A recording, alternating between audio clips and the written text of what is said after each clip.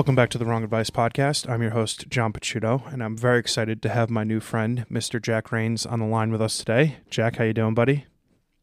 Doing well. Appreciate you having me, John. Very excited to have you here, Jack. Can you go ahead and give a quick introduction to the listeners?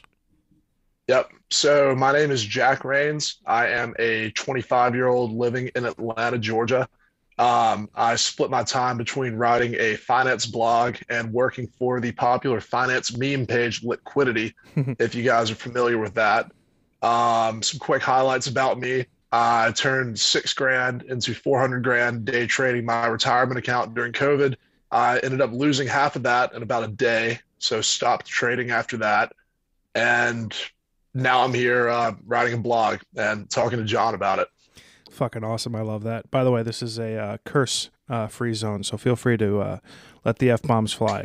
Love it. I spent a vast majority of my weekend diving deep into your blog, and I was obviously enthralled with the story of turning $6,000 into $400,000 and sort of like how that all happened. So for context, I'm 36, you're 25, you're where I was 10 years Yep. ago.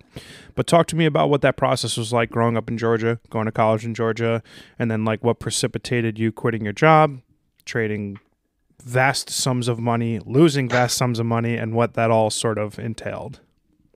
Yeah. So I'm from a little town called Tifton, Georgia, in South Georgia. I grew up playing football, basketball, running track, typical small high school, play every sport. I was offered an opportunity to walk on at Mercer University. So Mercer is a small Division I school. We're best known for beating Duke in the March Madness tournament like 7 years ago or something like that. Nice. Um, but anyway, that actually happened my junior year of high school, and that was part of the reason I ended up going to Mercer because that made the name stand out. Earned a scholarship after 2 years and ended up being captain and started at defensive end my senior year, which was pretty neat going from a walk-on to that. I started working at UPS as a financial analyst in February or March of 2020, which is, right around the time COVID hit.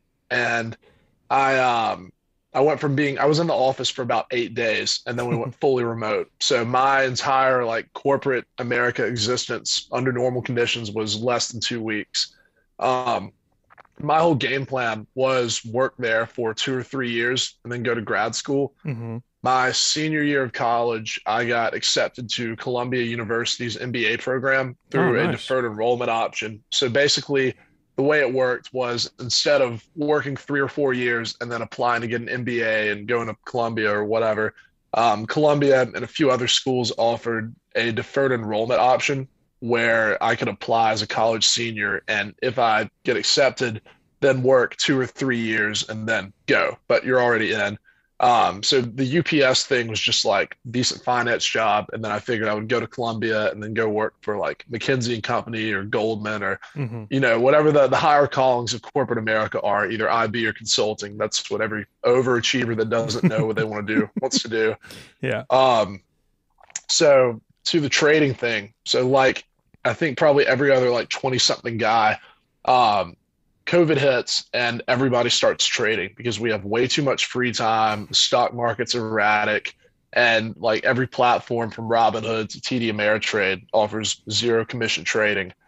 I had started messing around a little bit and like I had a group text with two friends back in January. We were all applying for jobs and we were bored on our computers and we saw Tesla and then Virgin Galactic both go nuclear. And so we start FOMOing. We have like, five or $10,000 and we're like, oh, if we just find the next Tesla, like we can make $1 million on some call options and never have to work again, even though we had never worked in the first place.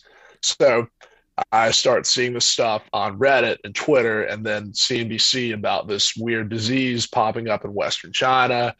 And like then international travel slows and the market started to dip, but it hasn't really like crashed yet. And I just threw all $10,000 I had into some spy puts For that those, would profit if the market Jack, for tanked. those who don't know, explain. I mean, I was an economics and finance major, so I'm familiar. But explain what call and puts are for the listeners. Yeah, sure. So normally you can just buy stock in a company or in an index fund like the S&P, which is a group of stocks, and if the stocks perform well, you can make money when the price goes up and you sell.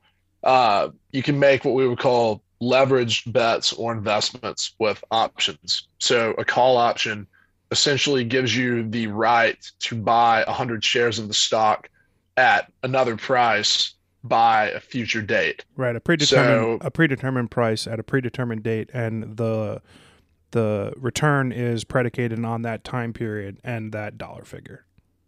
correct. So to keep it very simple, if you buy call options and the price goes up a lot within the time period on that option, you can make an outsized return by then just selling the option.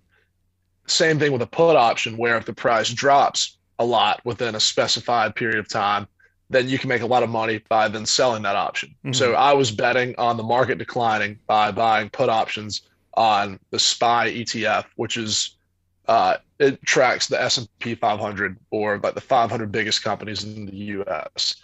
And anyway, the market did tank because you have COVID. Then we had Saudi Arabia and Russia started pumping even more oil when there was already a huge supply glut because they couldn't come to terms on the OPEC agreement, and financial markets crater. Like they're dropping 7 or 8% in a day. I had never seen anything like it. There hadn't been anything like this since really the 1987 flash crash for like intraday movements.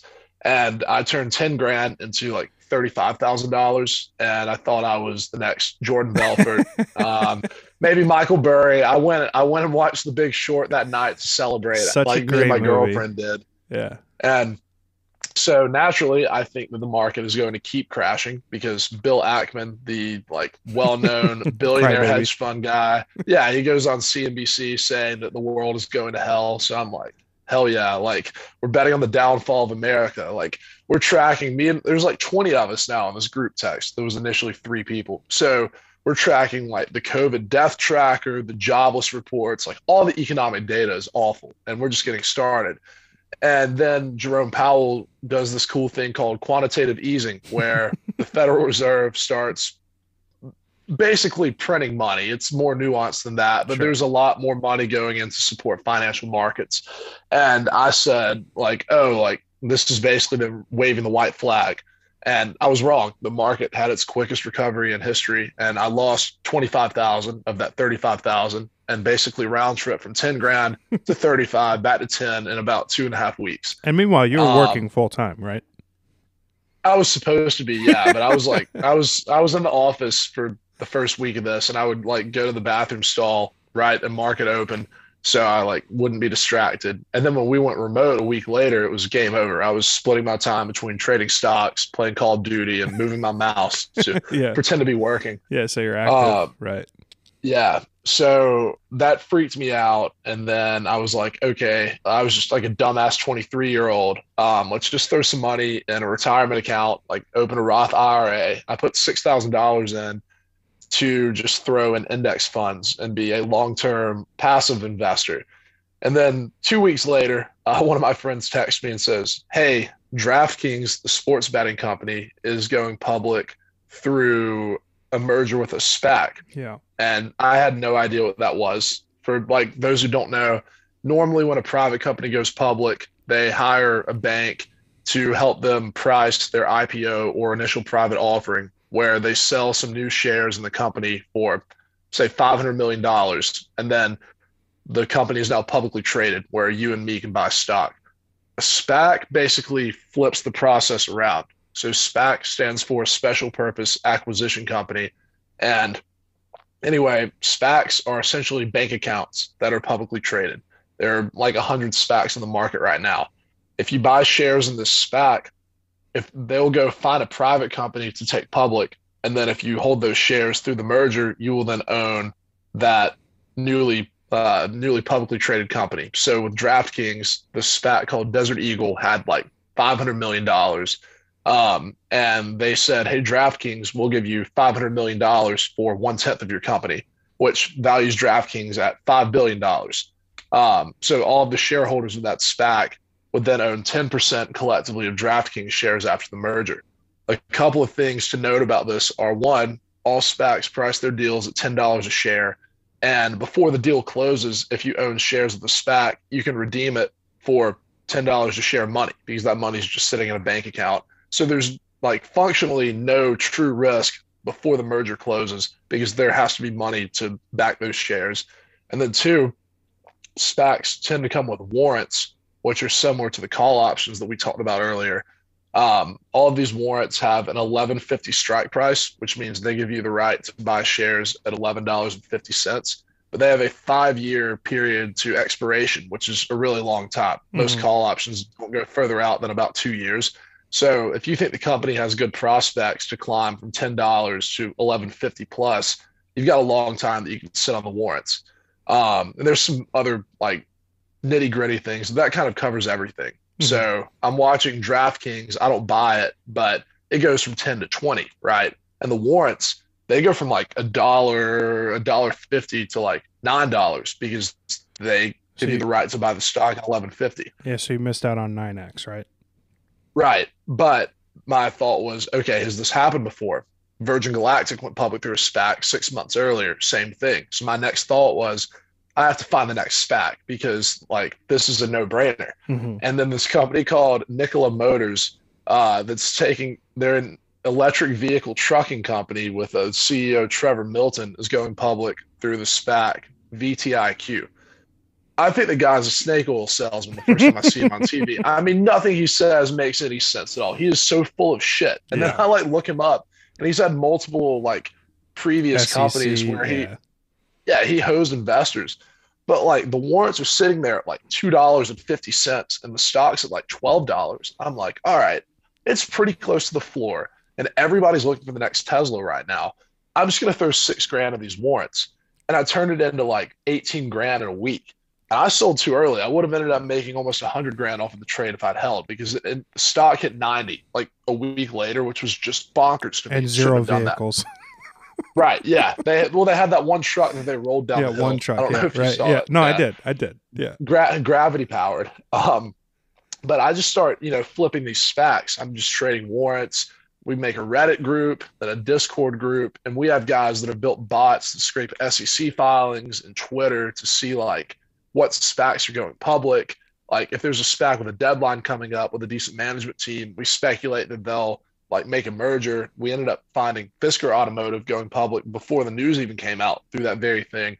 So I get to 200 grand and I quit trading warrants and just start trading the shares because I know that I can capture or minimize my risk because I can redeem the shares for $10. So I hit 400 grand like last February and I should have cashed out. My dad told me to cash out. And keep in mind, I'm doing all of this in a Roth IRA. So there's no tax liability. Didn't have to pay a dime in taxes. And he was right. I had turned $6,000 into 400 grand at 23, 24 years old. I should have cashed out. But in my head, I just made 6,000%. And if I made another 150%, then I'm a millionaire at 23 or 24. So it's like, what's another 150%? And that was the week that the market topped. I didn't get blown up then because, like I said, I had my risk calculated, so I didn't lose much money. But I started reallocating into warrants, which didn't have that floor, and I lost a good bit of money there. And then I just started trading more and more and more aggressively, but that market just wasn't hot anymore. It had been very bubbly. Now it wasn't. And it ended with me betting on a company that was not a SPAC, that used to be a SPAC, but that like safety floor was no longer there. And I held $300,000 in warrants on this company called Catapult going into August earnings, and I got absolutely throttled. I lost $150,000 in 60 seconds, and that'll do a number to you. So all my money is in index funds now. I have not actively traded anything since then. I don't believe. Yeah, that's my trading journey in about 5 minutes. Jack, so explain something to me. So you're 22, 23 years old. You're working from home. I mean, I got caught up in the AMCs and the, to the moon and the Doge and all that stuff. And I did fine, it's all bullshit in my opinion. It's all speculation and, meme stock buying. It's like nostalgic. People are trying to like get in on something that they think they're missing out on. And, when the world shuts down and you're stuck at home, what else is there really to do? I don't know about like your upbringing, if you come from an affluent, wealthy family, but I would imagine that process of going from 6,000 to 400,000 was like a wild ride, right? I mean, I just listened to it and it sounds insane. And in a 12-month period of time to turn that kind of coin, What is like the implications that it has on you as a person when you like have that swing, right? When you go from 6 to 400 and 400 down 150 in a day, like what does that do to you as a person?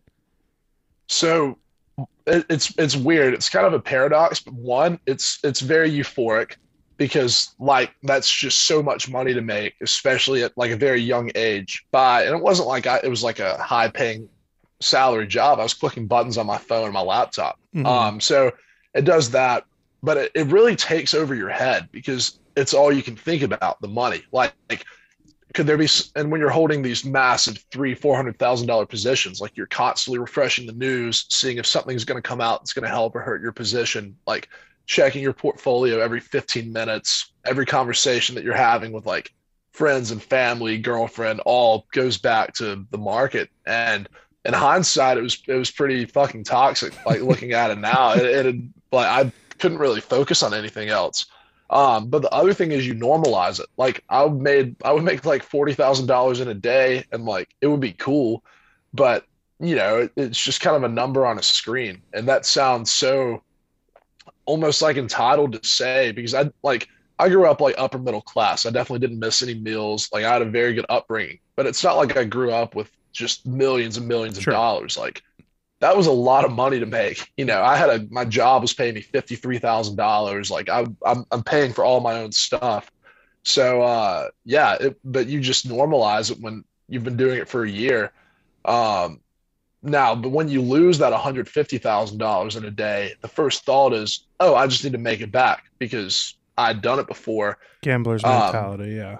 Yep, 100%. But the best thing I did was take a step back and realize that I was still up $144,000 in about 15 months, that the market conditions had shifted, and that it just was such a time suck. I didn't feel like I had like wasted like year 23 of my life, but looking back on it, I could see that if I kept doing that, I would just be trying to gamble this 150 grand into $1 million when I could spend that time just one, experiencing life more, or two, like developing other skill sets that I could just make more money with. Oh, Uh, love so that. it was like a lot of stuff just hit me at once. Like I think trading, you can make money doing it. I know people that do, but it is a zero sum game in the short term. Mm-hmm. And unless you are just the best of the best, it's like the opportunity cost of spending all of your time trading versus like I write a lot now, which is both a lot more fulfilling and has turned into a pretty good income stream. And like there's so many opportunities like that. I just think trading probably isn't the best one at this point.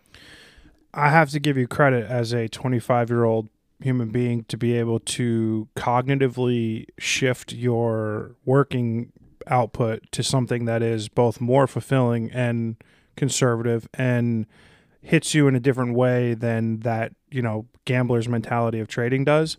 Like Yep.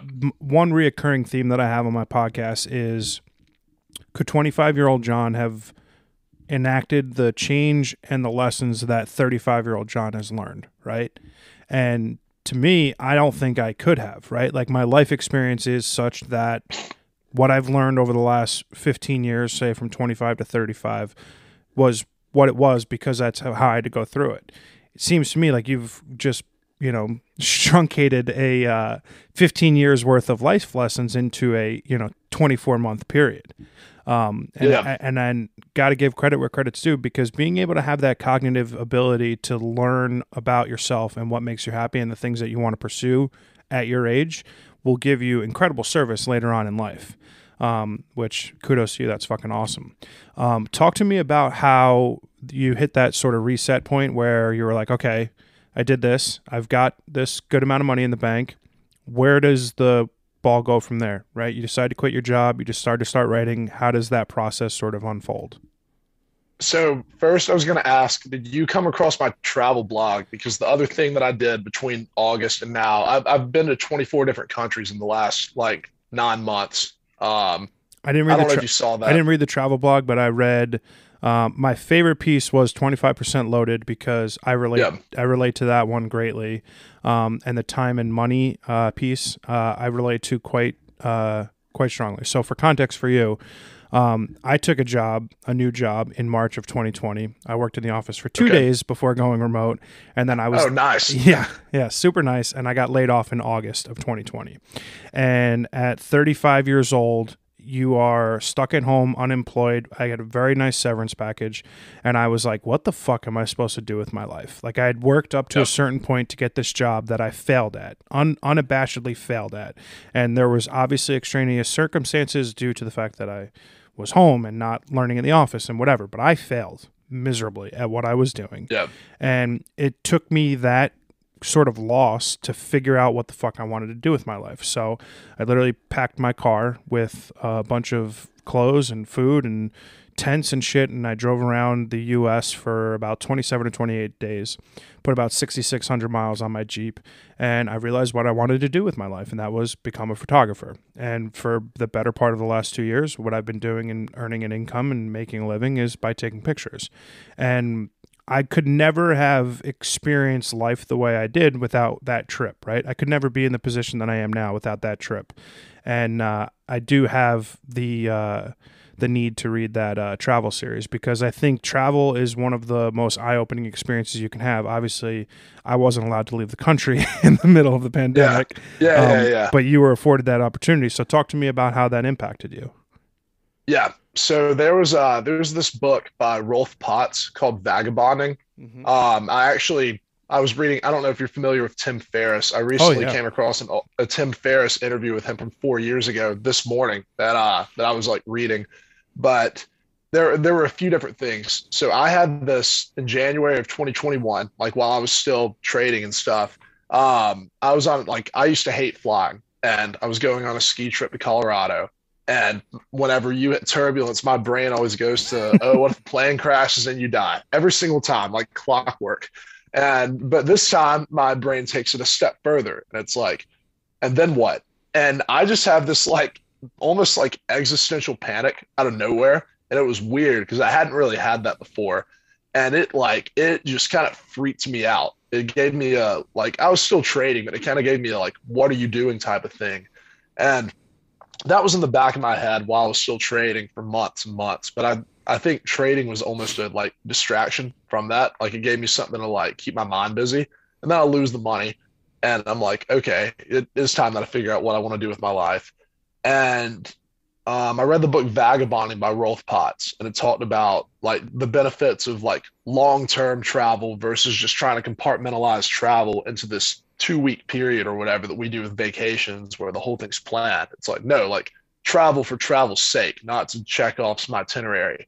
And I was at the time still planning on going to Columbia Business School the next fall. So I essentially had 1 year to do whatever I wanted. And I still had a lot of money saved up, even after blowing $150K, where like I could afford to do whatever I wanted for a year. So I've been like visiting some friends in New York and DC, and I got back to Atlanta.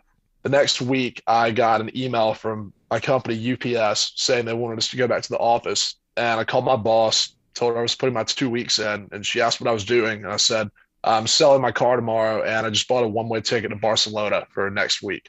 And then I just like went and bought a hiking backpack, made sure I had like all my forms and stuff I needed to travel, and went to Europe, bought a train pass that would like cover all the countries. And then I just hit like 22 countries in about 117 days, and like partied way too much, met people from all over the place, like had a watch get stolen, lost a bunch of stuff, but saw the Northern Lights, like was like out, like dancing with people in southern Spain that couldn't even speak the same language as me, like getting drunk with British guys at like a Liverpool game in England. I mean, all of these just fascinating experiences, and I was just blogging the whole thing. And it was like you said, with traveling around the States, like it really shifted how much I valued experiences over material wealth. Totally.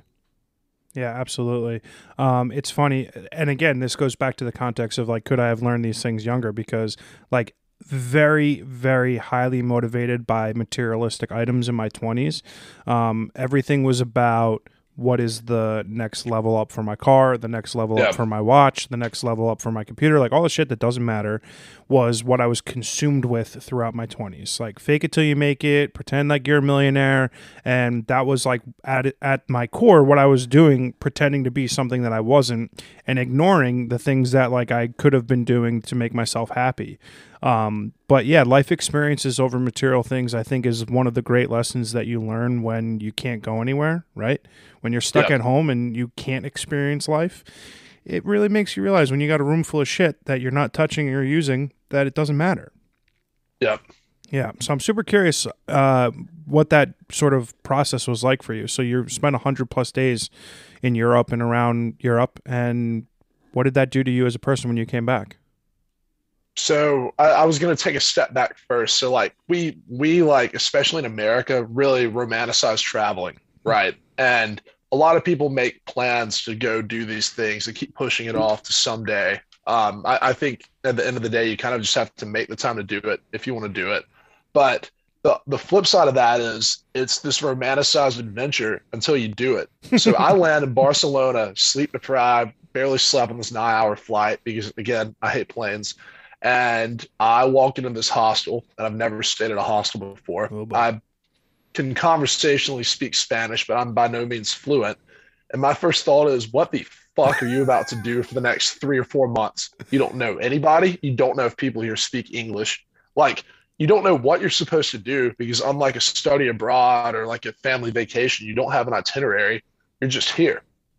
And I see these two American guys playing chess, and I hear one of them go, "Oh, dude, that move was sick." And I'm like, all right, like just two American dudes. I was 24, they were both 23, introduced myself. One of them just graduated school. The other one quit his job because he made 300 grand on GameStop, which was so ironic given what That's I was funny. doing. And we get drunk that night and they say, "Hey, do you want to go to Prague with us on Monday?" And it's like Saturday night at 2 a.m. And I just pull out my phone, see a flight for like $30. And I'm like, yeah, let's do it. And that set the tone for the whole thing. Just you meet people, you don't plan anything in advance, and you just run with it. Hmm. So do that the whole time. I get back and it's December at this point. I've been to 24 countries and I did miss like my friends and family back in Atlanta. So it was good seeing everybody. I share a house with two other guys, still have my place here. But I just like one caught myself catching that travel bug again, like after about a month back home. And then two, it was like I got back into the routine of like I was writing more and more, and I was now doing stuff regularly for the Litquidity meme page, which I can talk more about later. But like I still wanted some like something spontaneous in my life. So this guy that I met in Portugal, Canadian dude named Mike, he hit me up and said, "You want to go to South America?" And I said, "Yeah, let's go to Argentina for like 6 weeks. Let's just do it." So we both booked a one-way ticket to Buenos Aires and spend 6 weeks down there. But it's like I'm kind of like chasing that next adventure now, and it's not just in the traveling, it's in like the everyday life. Like I think it's given me a lot more confidence, throw caution to the wind. Like out at a bar, girl way out of my league, will unashamedly go talk to her, get rejected, whatever. If a Hmm. friend hits me up to go do something just random on a Tuesday night, like go to like a comedy club or this or that, I might have previously found an excuse not to go, but now I'm like, hell yeah, let's do it. Like, and I don't really think about money as much. Like I used to always worry about my portfolio or my bank account. I'm just confident now that like I have a skill set where I can make the money I need to cover my stuff. That as long as I don't go blow cash on stupid shit, like I'm gonna go do the fun stuff that I want to do as it appears. So that's Hmm. probably been the biggest shift. I'm super curious. So, like as an outsider looking in, it seems that you're like chasing something, right? So it was originally like a monetary thing, right? You chase that high of repetition of like being successful at making money in the markets, and then when that went away, you were like, okay, I'm gonna go travel for X number of months and whatever, and like explore the Yeah, world and find myself and what I want to do with that, and then you're chasing like that next sort of travel bug or that next sort of experiential high. Do you feel like 2 years into this now that you're like a more settled person and comfortable in like where your life is at, or are you still looking down the pike as like what that next, you know, chase will be? yeah. I think that I think I'm a lot more like confident and settled in where I am right now. And I think that actually started with the Europe thing. Because like when I was just trading, I was constantly thinking about the next dollar. When I got to Europe, like while I was constantly jumping around and doing stuff, I learned to appreciate the present moment a lot more. Like really fully experience everywhere that I was. And I think writing about it also helped because it like more so immersed me in everything while I was doing it. Hmm. So now, while I am still looking forward to those, I guess, future adventures, it's not like I'm like sacrificing the present moment for this like vague future thing. It's just when I get there, I know I'm gonna have a blast doing it. Like I didn't spend all of January like, all right, like I'm about to go to Argentina soon. And then when I got there, it's like, all right, I'm gonna see my friends soon. It was like I had fun with my friends when I was back, and then I got down there and we just took everything day by day and ended up kind of jumping all over the place. And it's the same thing now. Like I'm going to Italy at the end of May with my grandma, my 12-year-old cousin, and then they're leaving after 2 weeks, and I'm going to stay out there for like another month or so. And I don't really know where I'm going to go or what I'm going to do, but like I know it's going to be fun. Yeah, see, that's awesome because something that I discuss a lot on this podcast is how, like, from when you're a senior in high school to like getting through your college in your early 20s, everything is at like the next phase, right? So when you're in high school, you get Yep. good grades so you can go to good college. You get good grades in college so you can get a good job. Get a good job so that you can get the next good job to get the better car, the better house, the better apartment, the better TV, the better watch, all that shit. And then when you stop to realize that none of those things or those plans or that 5 year period that you've got to look at ahead to is really what you need to be worrying about, and you need to, sort of settle yourself in the here and now, I think life gets a lot easier. And, Oh, 100%. fortunately for you, that has come at a much younger age. And I would be curious to see the generational switch because obviously there's been the mass resignation that's been going on for the better part of the last year in the workplace. And I'm sure that, that demographic ranges from 20s to 50s, right? So I'm super curious how like the impact of what the last few years has done will have on society, because I think it has made people in general more cognizant of the things that are important, which is like time, right? You can't get Yep. more time. And you Right. touched about that. You touched upon that in your 25% loaded piece. And I'm sort of curious how uh, that thought process is sort of impacting your future planning. Because to me, you don't strike me as a person who's looking 5 years in the future. You're looking very much 5 minutes, 5 days, 5 weeks, etc. So talk to me about what that process is like for you. Because for me, when I was 25, I was just not even remotely cognizant of what my life would be like in 5 years, let alone 10 years down the line. I think that I believe it or not, I wouldn't say I have my whole life planned out, but I do think that I've set it up to where I'm trying to not live life backwards, but like I have like my life is somewhat compartmentalized where everything I'm doing is very intentional. There's a I have a mentor who kind of told me one time about like putting the end goal in mind being that like one day you're going to be old and going to die and you have a certain number of years to like do whatever you want to do before you get there. And that's kind of stuck with me. So I look at it like right now, yes, I'm very much in the like adrenaline rush, do whatever, be spontaneous. But it's because I know that right now is the best time to do that. Like when I'm like 50, I'm not going to be going and like staying in hostels and bunk beds for like $12 a night in Europe. Yeah. But at 24 or 25, when you're with a bunch of other 20 somethings, it makes sense. Um, so it's like I know at some point I do want to be married and have kids, but I'm so all over the place right now that I know that if I'm like emotionally responsible for somebody else's kind of well-being in a serious relationship, it's going to make it hard for me to go out and do all these things while also being as present as I need to be with them. So it's like I'm in a very unique place in life where I'm financially able to go do a bunch of different kind of crazy things that either I won't be able to later or the experience won't be the same later. Um, and so that's kind of why I'm doing what I'm doing now. But professionally, I'm also trying to put myself in a spot where I'll make a lot of money and be successful, but do it on my own terms. Like I didn't know until very recently really how much money there was in online writing. But for example, like in my finance blog, I have companies starting this Thursday actually that'll pay me between $500 and $750 to like put a sponsored advertisement at the top of my post. That's with 5,100 readers. At 10,000, you can charge 1,000 a pop easily. With two posts a week, that's six figures. I think I could be at 30 or 40,000 readers this time next year, and then you're making 300 or 400 grand writing a blog. just by the blog, not including other opportunities that stem from stuff. And it's like, I think that writing online can become $1 million a year thing that have the flexibility to do from wherever, whenever.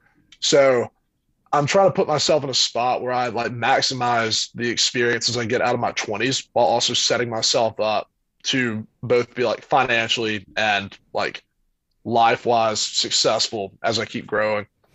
Jack, you strike me as a person who has a level of emotional, like emotional intelligence and emotional maturity that is uncommon for his peers. Where do you think that stems from?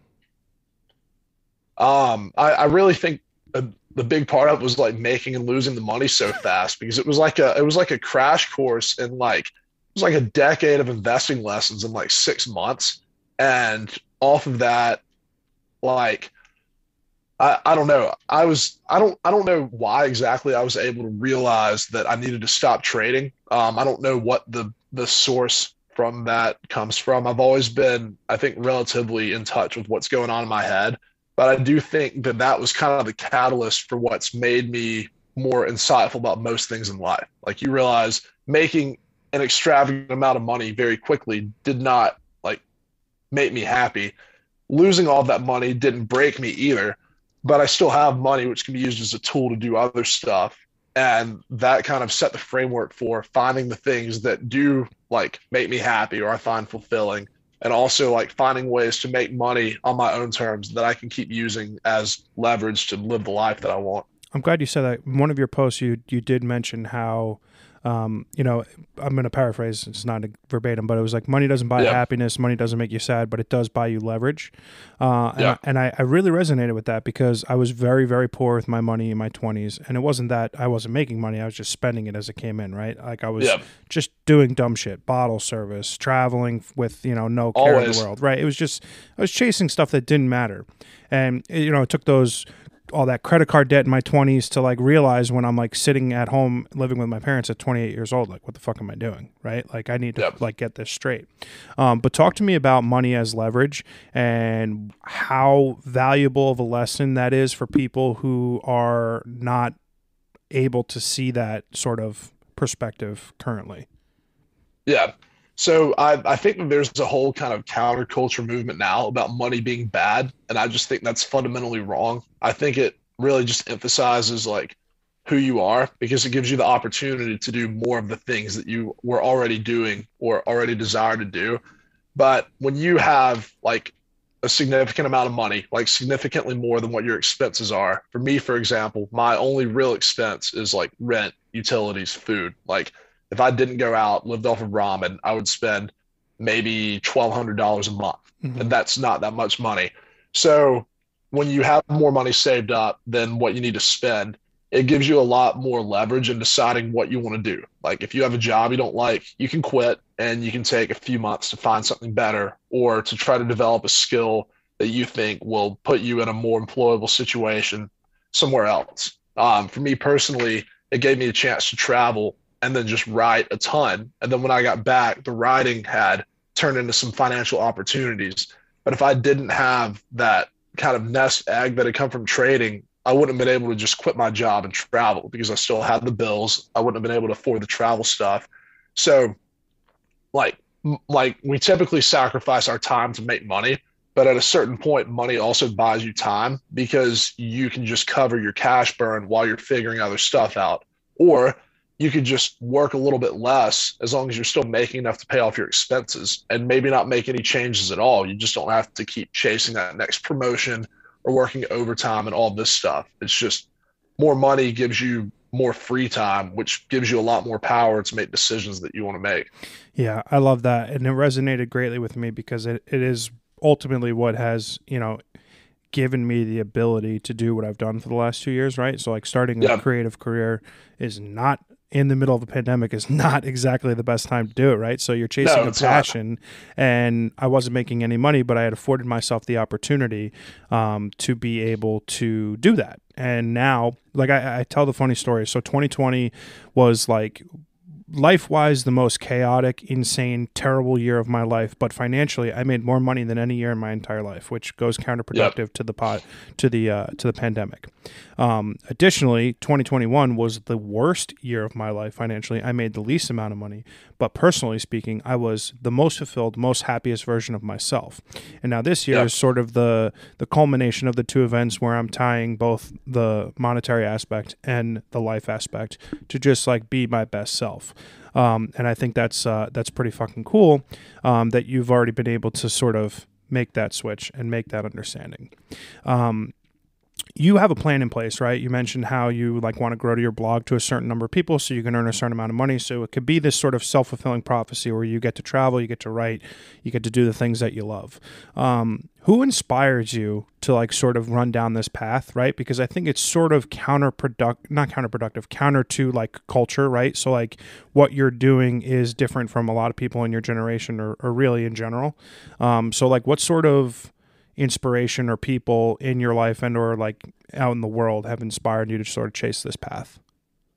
So one of the biggest ones would be Dr. Jim Jackson. He was the mentor that I referenced earlier. He's a like typical Southern guy, preacher, like was previously a preacher at a very big church in Houston. He's retired now. He's around my grandparents' age. But when I was like a little over a year ago, just trying to figure a lot of stuff out, they put me in touch with him and we just chatted about life stuff. He's like a very worldly dude, which surprised me. Being a preacher, I thought it was going to be like, you know, an almost like religious undertone, but he was very real about everything. And he had told me that right when he graduated college, he just went to Europe for like 6 months and just like traveled with his, I believe he got engaged right out of college, but him and his fiance, and they just went and saw the world. He's like, there's never a better time to do it than in your 20s. And then I've read a lot of Tim Ferriss's stuff, and I think he is just fascinating. He's an author, investor, started his own company, but he was depressed and was like contemplating suicide for a while, and his life was kind of falling apart because he was so like just consumed with his business and thought the world was going to end. And then he decided to just put it on the back burner and traveled for 18 months with a backpack and went to a lot of the places I did, Eastern Europe, Argentina. And when he came back, he just had an entirely different perspective on like what's important. And I've always just thought people that like do interesting stuff, it is counterculture, but I think the counterculture stuff is cooler because while these aren't specific people that have inspired me, I just know so many people that have either are my age and they hate their high paying finance jobs, but it's like, well, if I do this one, then I'll make enough money at the next one to kind of satisfy it, even though I still don't like it. And then I see people that are like 40 that have done that and they aren't necessarily happy. They just have a lot of money. And then like I've talked to my grandparents and just people from like previous generations, and everything that everybody says is, I wish I would have traveled more. I wish I would have done more stuff when I was younger. And all of that just kind of came together, and I was like, all right, like I would much rather be 80 and be like kind of bragging in the nursing home to my grandkids about all the cool shit I did when I was 25 than be talking about like, yeah, I made a fuck ton of money. Like I want to make a fuck ton of money, but if that's the crowning achievement of my life, I would think I screwed up somewhere. Jack, emotional intelligence of a 25-year-old that I could have only wished to have had. I could not possibly agree with anything that you said more. I mean, I think the great fallacy in life that we learn in a capitalistic country is that money buys happiness and more money will buy more happiness. But there is, to some degree, diminishing return once you reach a certain threshold of money, right? It's like 100%, like $75,000. And once you hit 100, like the amount of happiness that additional 100%, 200%, 400% doesn't equate to additional happiness. And I think the vast majority of my 20s was spent chasing money, chasing the things that I thought money would buy me, which would make me a happier person because I would have more stuff, I would have more money, I would have more ability to do things because I was making more money. But I never once was introspective enough to look at myself and be like, well, what makes me happy? Like, what is important to me? It was, well, this is what society is saying. This is what the world is saying. I need to do those things. And I think the fact that you're a 25-year-old person who has already learned that lesson, I mean, the sky's the limit for what for what you can do next. I think that's pretty fucking awesome. I'm super curious if the writing thing took you by surprise or if it was something that you always did as you were younger. So I've always enjoyed writing, like even if it was like school projects or whatever, like I always thought research projects were very interesting. If it was reading about like some crazy thing that happened in World War II and then writing about it, like I've always really liked the idea of like storytelling to convey points. And I don't know if you're familiar with Morgan Housel and the Psychology of Money. Mm-hmm. Have you read his book? Yeah. So I was like a huge fan of that because he used, I can't remember how many chapters it was, but these different stories, both from history and personal anecdotes, to convey bigger pictures about psychology, money, greed, happiness. I thought that model was interesting.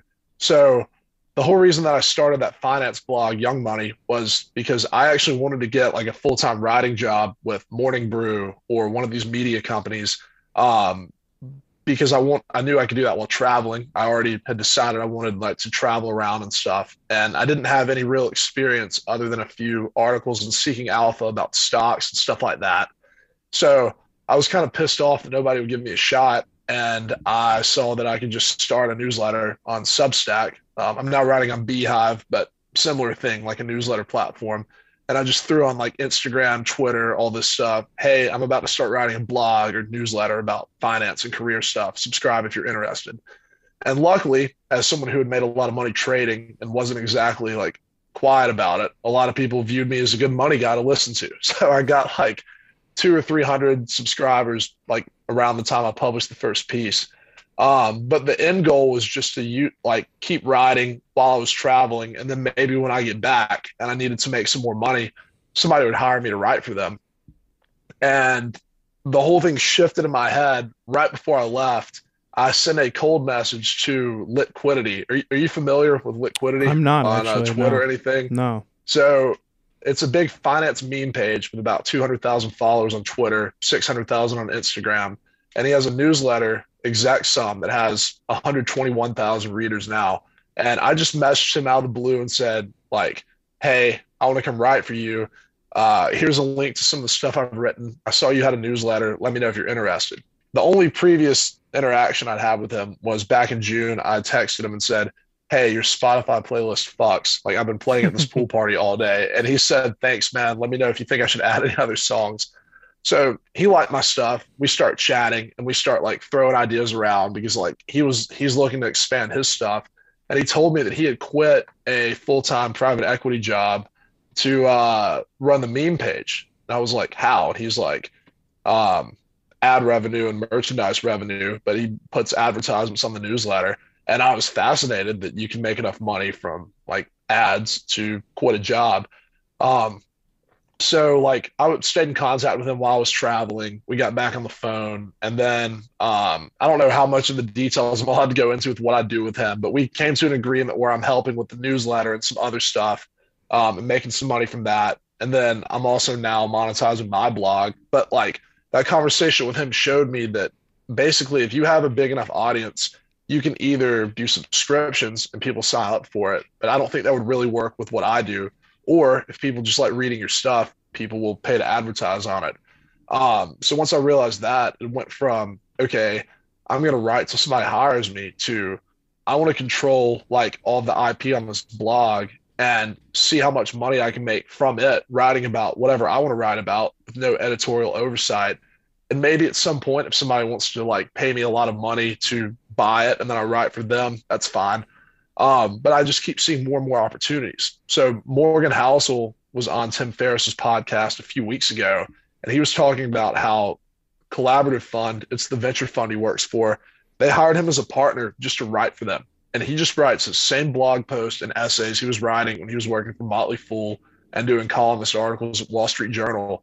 But he just writes on their website, like through their stuff, because it's good marketing for them, just having good in-house written content. People remember the name Collaborative Fund. Companies go to them when they want to raise funding because they kind of get a feel for their values and stuff through Morgan's writing. And I'm thinking that could potentially be a career path for me. Like if I push Columbia University back a year and then go up there to do my MBA and I have like 50,000 readers at that point, I can just go into recruiting like, hey, I want to come write for like your firm for 300, $400,000 a year. This guy's done it. It works great. There's just so many opportunities in this writing space. I don't really know what it'll turn into, but just the more work you have, the bigger audience you get, the more opportunities that come from that. I think that's awesome. I think that's, yeah. I mean, I don't think jealousy is the right word, but to be able to be that, you know, that to have that level of foresight to like be able to plan out a sort of pattern for yourself and like a career path and like the things that you want to do at your age is like, it's fucking great. I think that's, very, very different from what I was doing at 25. And, Yeah. you could say that, COVID changed people's, abilities to think about what they want to do with their lives and has like sped up sort of that, mass resignation, let me be the sole sort of proprietor for my life sort of thing. And I think that's just really fucking awesome. And I got to give you a lot of credit because you've got a plan and you're sticking to it. And, seems like there's a lot of great things ahead for yourself. What about your writing career and what you've been doing over the last, call it 2 years, has given you confidence to be able to do this stuff? I think the biggest thing was like the toughest thing was hitting publish on the first piece. And after that, I think my second piece was called Time Isn't Money. And it kind of hit on a lot of the stuff that we were talking about. And at first I was pretty nervous about it because it wasn't like, oh, you should buy this stock or this is how to minimize your tax bill using an IRA. It was like, it really like was like It's personal. what was going on. Yeah, it was what's inside my head. And I didn't know if people were going to be receptive to that or think it was weird or what. But I got like 10 times more positive feedback from that. From like, and this was people I knew too. So it was like way more personal level, but they all loved it. And I was like, okay, stuff that I'm thinking about a lot, while people might not talk about it, a lot of other people are thinking about it.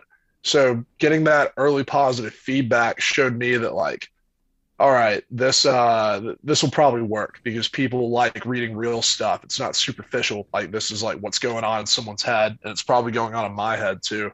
Hmm. So that was the biggest one. Early positive feedback helped a lot. I like that. Yeah, I used to write quite a bit online for like Elite Daily, Thought Catalog about like relationships and dating and stuff. And I was fortunate enough to have an article go viral. It was called Why Chivalry is Dead from a Man's Perspective. I recently read it back and it is extremely cringy and terrible writing. That being said, what did that first quote unquote viral piece, how did that like impact you from a writer's perspective and then also from like sort of a feedback perspective of like, okay, I'm good at this? So that piece didn't really go viral, but the first one that did. I started writing Young Money last July. Okay, so it's been I don't know like 9 or 10 months.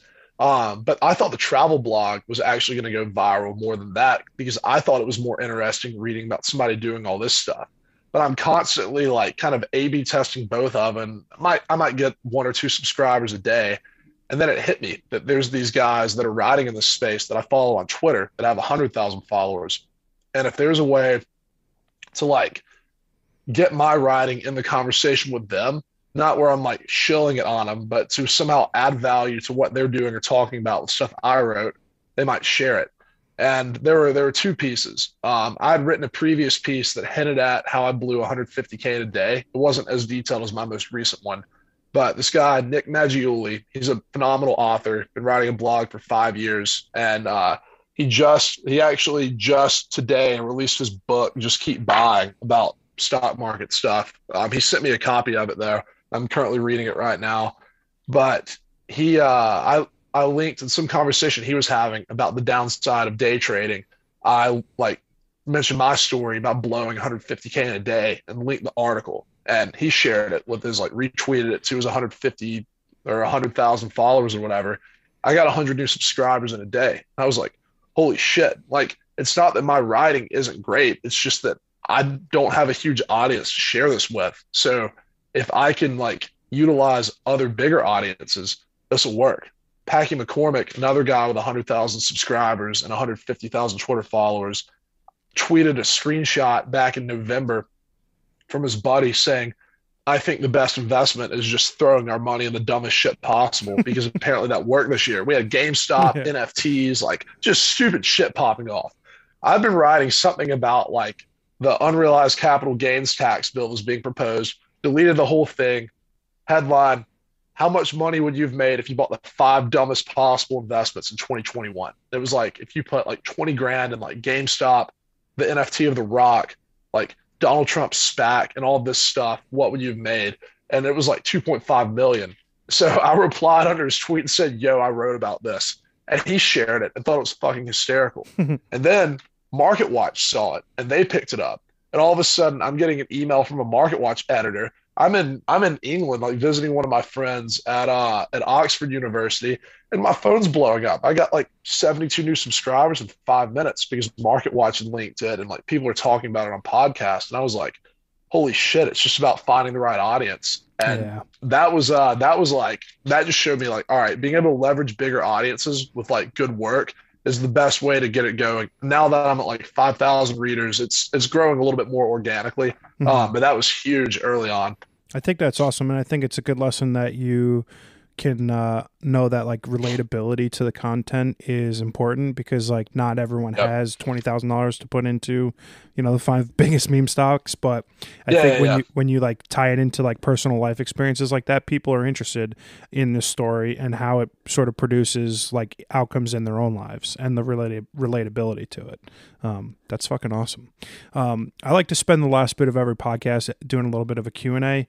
Some of the questions are super easy. Some of them are a little bit more in depth. But my first question is, what's your favorite book? Um, it's tough. It's probably between two. Man's Search for Meaning by Oh, Viktor Frankl yeah. is phenomenal. Love that. Have you read that one? Yeah. Yeah, I read it. I visited Auschwitz back in September and read the book like the week before I went, and it hit different, like seeing all of that For afterwards. sure. That one, and then Green Lights by Matthew McConaughey. Oh, yeah. I was surprised, but his book was phenomenal, just about his life, like how he goes about looking at stuff, and he kind of views life similarly to I do, about like maximizing experiences and going after what you want. Yeah. So I yeah, like those two are both great. One of the best stories that came out of the Greenlight book was, you know, when he was doing the press tour, you know, digitally on his Yeah. computer for everything, was he was talking about how he turned down like $14 million to be in a rom-com or something. And he was like, it was more Yeah. money than I'd ever been offered to be in any movie ever. And part of me was like, well, you have to take it, right? It's $14 million. How do you say no to it? And then the other part of me was like, well, if I take this role, I will forever be the rom-com person, and that was what will be Yeah. all I'll do for the rest of my career. And the ability to say no things in life, whether they will, when they will not serve you, you know, a year from now, 5 years from now, 10 years from now, is probably the hardest thing anybody could ever do. And I thought that was pretty fucking 100%. awesome. Yep. What's your favorite movie? Favorite movie? Oh, that is tough. Give me a second on that one. You can give a couple. Oof.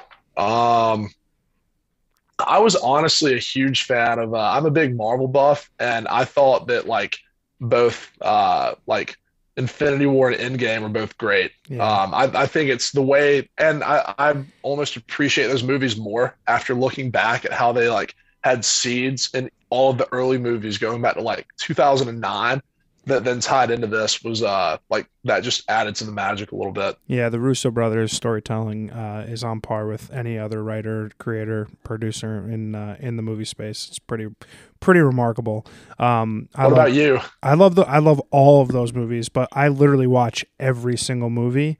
The Secret Life of Walter Mitty. I don't know if you've ever Okay. seen that. No, I haven't. Big fan of that movie. It's with Ben Stiller. It's both beautifully shot and a wonderful story, and it goes back to sort of like what I was doing with my life. Like, he's a 45-year-old guy who's like working at a job, the company's going out of business, and he's like, well, what the fuck am I supposed to do with my life? So I resonated a lot Yep. with it when I watched that movie, and it's like one of those like just comfort movies. I put it on, I love it. It's cinematically beautiful, the story's great. It's a good one. Nice. What's your favorite food? Favorite food? Ooh, I'm a huge fan of like Tex-Mex stuff. I think this is so bad, but just like a well done like burrito with cheese dip on the top of it from like, I mean, it could be from the place doesn't matter. It could be from Moe's, from like bar burritos, or it could be from like a like sit down restaurant. But I think the best food is stuff like that. I think Yeah. we hit a diminishing returns where somehow the really expensive foods kind of suck because they try too hard to be fancy. Like Yeah. I'm a big fan of a good burrito. And the portions are like this big, right? It's awful. It's so stupid. $61 Wagyu 0.4 ounces. And like, Yeah. yeah, I'm with you. Tacos all day.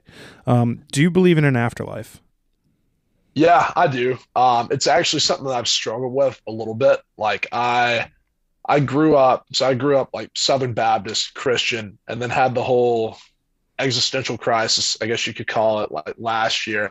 And I really made myself kind of reset, and I was like, all right, like, do I actually believe this, or is this just something that I believe because I grew up and my whole like family and community was Christian, which is a really weird question to ask yourself because I think we tend to find comfort in the stuff that we're used to.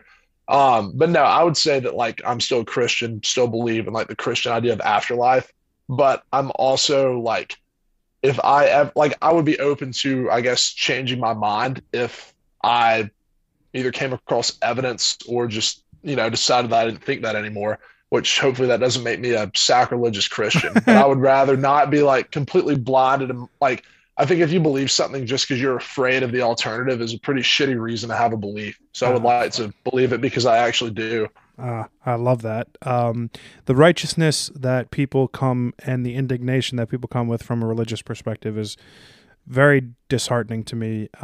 But yeah, I agree. I grew up a Catholic, in a Roman Catholic family, Italian family, obviously. Yeah. And it's funny. This is going to be, I think, episode 76 of my podcast, and let's say I've had 60 or so guests on.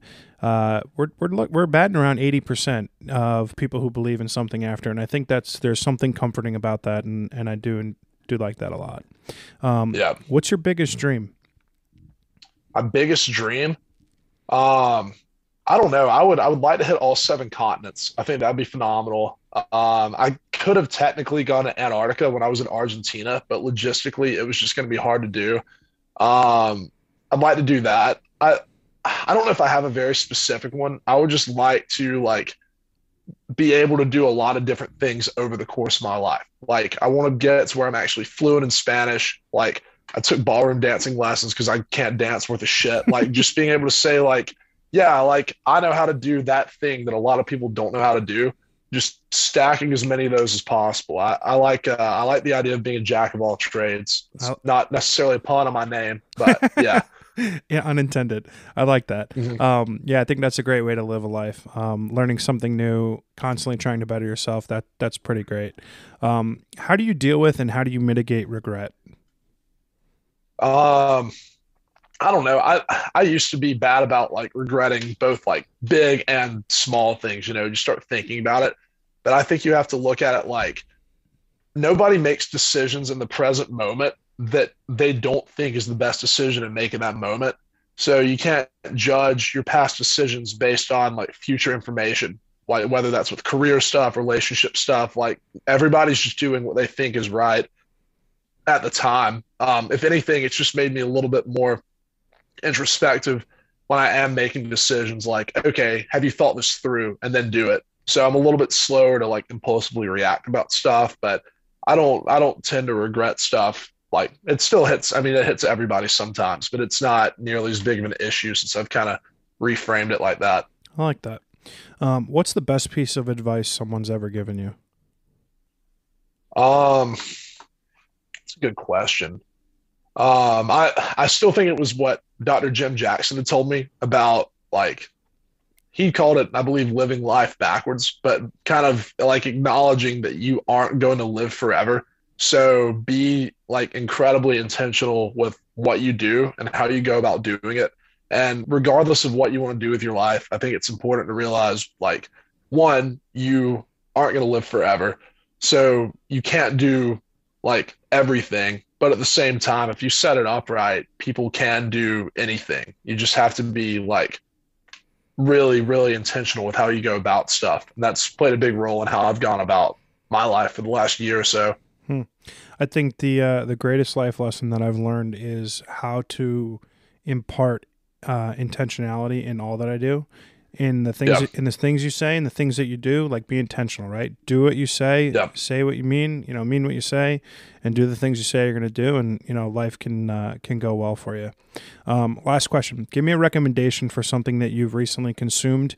Could be a book, a podcast, movie, TV show, whatever. Just something that you've recently consumed that you think everyone should check out. Let me think. There's definitely probably a podcast. I'll tell you what, I think I'll just go with the book right now because it's pretty fresh in my mind. Rolf Potts, Vagabonding. As someone who's traveled a lot recently, it just gives a phenomenal breakdown of like both the beauty and importance of traveling, like long term for travel's sake. And what we were talking about earlier, like being able to maximize your time and experiences. I don't think there's a better way to maximize those things than by going and seeing the world. Like, it's the only, like, we literally live in a time where you can go visit anywhere in the world. Like, why would you just stay in your one spot? So Vagabonding by Rolf Potts, it's a phenomenal book about that. Nice. I love that. Jack, first of all, thank you so much for coming on the podcast today. I greatly appreciative of your time, and I've got a really cheesy line. If you've ever been on my podcast, you're part of my family, so welcome. I'm really honestly sort of blown away and inspired by you. I think the intentionality in which you lead your life and the way in which you've sort of grown in a very short period of time is awfully inspiring and pretty wonderful, and I'm glad to have spent this hour with you. So thanks so much for coming on the podcast. Yeah, John, thanks for having me. No problem, man. Take care. You too. See ya.